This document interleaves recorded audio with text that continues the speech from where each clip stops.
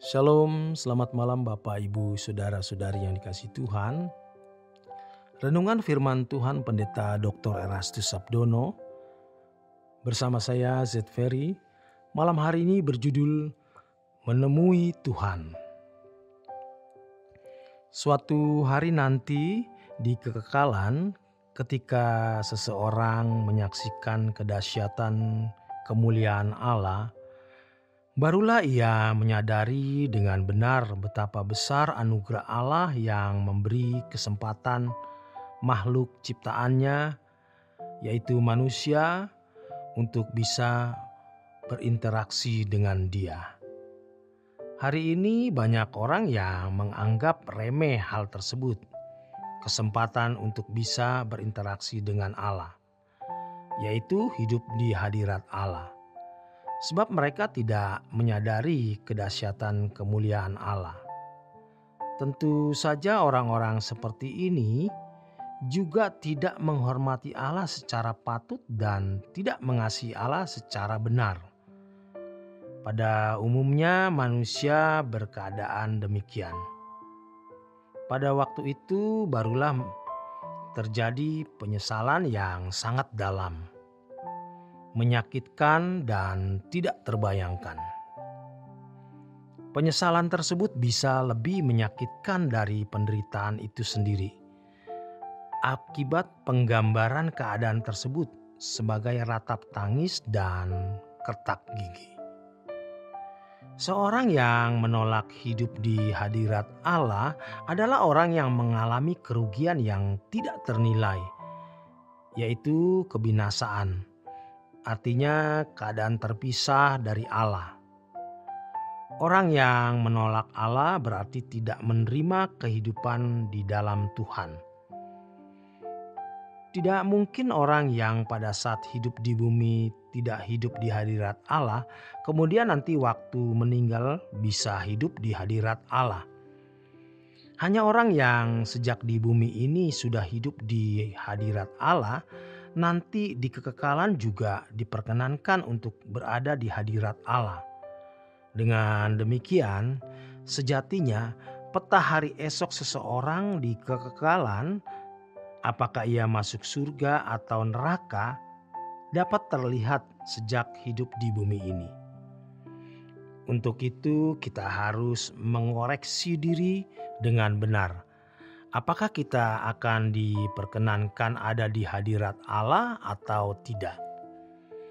Untuk bisa mengenali diri dengan benar, seseorang harus mengalami perjumpaan langsung setiap hari dengan Allah.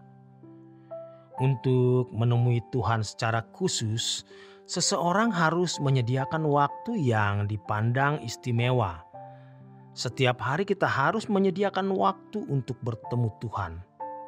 Waktu ini harus dipandang sebagai waktu yang lebih bernilai dari waktu kita untuk hal-hal lain. Ini adalah prime time. Waktu tersebut tidak digunakan untuk apapun selain bertemu dengan Tuhan. Kita harus membiasakan diri bertemu dengan Tuhan secara rutin sehingga menjadikan kebiasaan yang tidak terhapus selama hidup sampai bertemu Tuhan Yesus nanti. Pada waktu bertemu dengan Tuhan, kita tidak boleh membuka akses dengan apapun dan kepada siapapun. Waktu bertemu dengan Tuhan adalah waktu yang mulia, agung, dan berharga.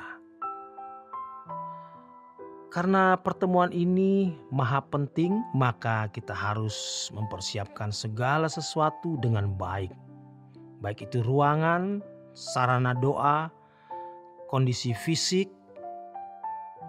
Kadang-kadang kita sengaja memakai pakaian resmi dalam pertemuan tersebut dan memandangnya sebagai pertemuan formal.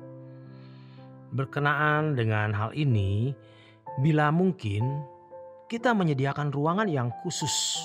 Ruangan yang dilengkapi dengan bantal untuk berlutut, kursi untuk meletakkan siku, gitar untuk menyanyi atau menyembah. Kita harus menyediakan tempat khusus ini untuk menutup semua hubungan dengan apapun dan siapapun. Ruangan tersebut bisa menjadi ruangan istimewa di mana kita bertemu dengan Tuhan. Sebab di tempat itulah kita menemukan kehadiran Tuhan. Membiasakan diri untuk hal ini tidak mudah. Dibutuhkan perjuangan dalam ketekunan yang tinggi. Sebab pada waktu belajar berdoa akan terjadi kejenuhan. Apalagi pada waktu sudah ada ruang doa selama berbulan-bulan dan tidak merasakan Tuhan hadir. Bahkan seakan-akan Tuhan tidak ada. Dalam kondisi seperti ini, kita bisa putus asa dan kehilangan gairah berdoa. Kita harus tetap bertekun. Pada waktu kita tidak ingin berdoa, justru pada waktu itulah kita harus berusaha bertemu dengan Tuhan dan masuk ruang doa. Kita harus belajar untuk bisa bersabar menanti Tuhan dan mencari wajah-Nya. Kita harus tetap setia di ruang doa untuk belajar merasakan hadirat Tuhan dan tetap merasakan kehadirannya yang semakin kuat. Semakin hari kita akan mengalami perasaan yang semakin menyukai ruangan doa tersebut. Sampai menjadi ikatan.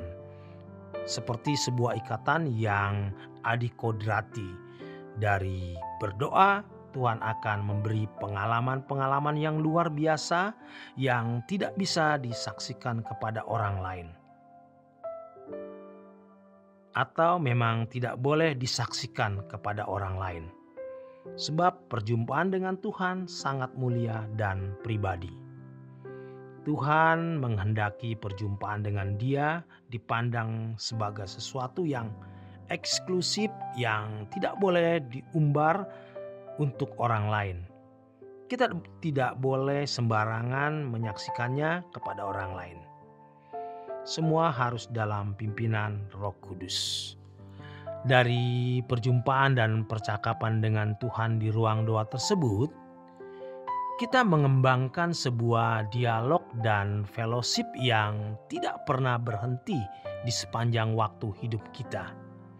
Kalau tidak ada perjumpaan khusus dengan Tuhan, tidak mungkin dapat memiliki kehidupan di hadirat Allah setiap saat. Orang yang menemui Tuhan setiap hari akan dikenal di kerajaan Allah. Demikian kebenaran firman Tuhan. Selamat malam, selamat beristirahat. Tuhan memberkati.